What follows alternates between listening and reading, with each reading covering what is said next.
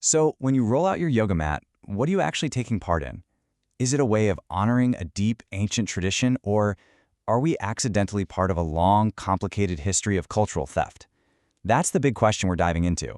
Is modern yoga appropriation, or is it appreciation? And that leads us to this really important point that so many people in the yoga world are talking about right now.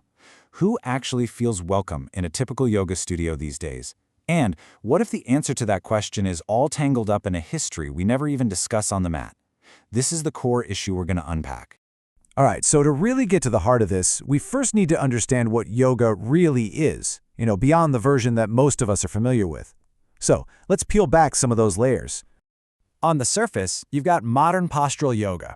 This is what we see everywhere. It's all about fitness, getting flexible, and maybe a little stress relief. But that's really just the tip of the iceberg. Underneath is traditional yoga, which is this huge, profound system for spiritual growth and ultimately liberation. The poses, what we call asanas, they're just one tiny piece of a much larger puzzle. The word yoga itself gives us a huge clue.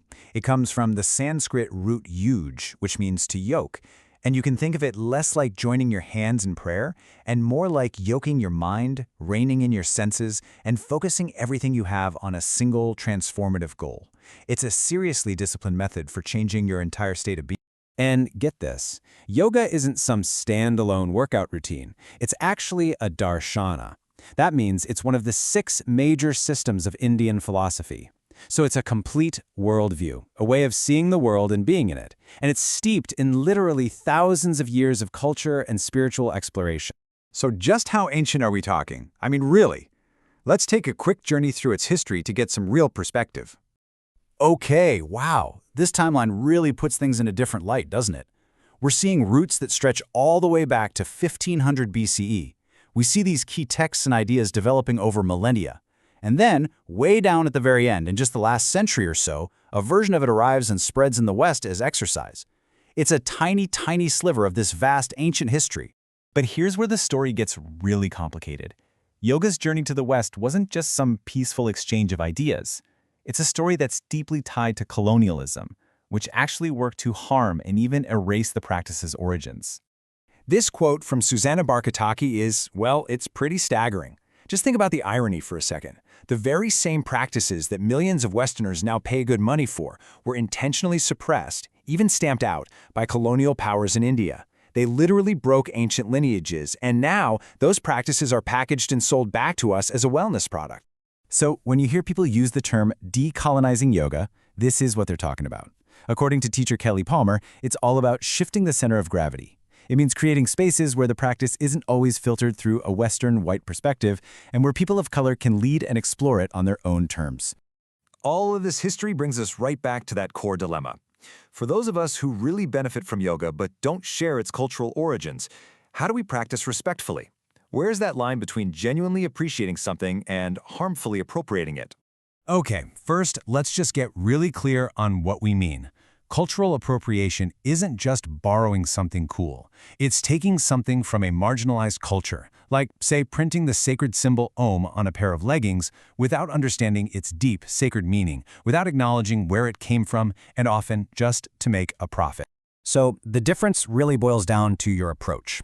Appreciation is all about honoring the original context. It's about learning the history, citing your sources, and actively uplifting the people and the culture that this practice came from.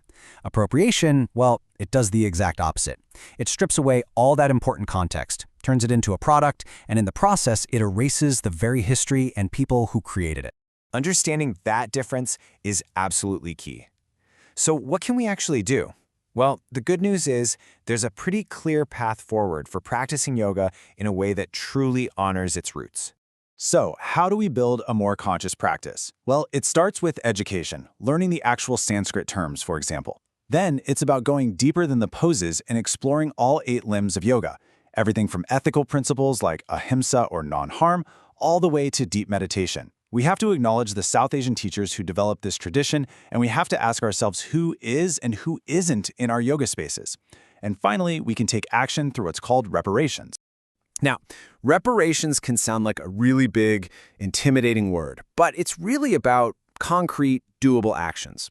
We can use our resources to help correct the historical imbalance.